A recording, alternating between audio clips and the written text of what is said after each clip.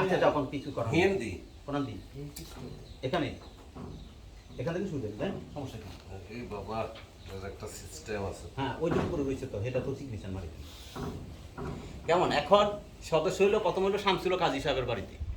এখন আমরা তো অনেক আনছি আমরা 4 জনে যাই রে কথা ক্লিয়ার বুঝি নিয়ে আমার বাড়িতে কম করে হলো 3 বার জান লাগবো আজকে যাই ওয়ার্নিং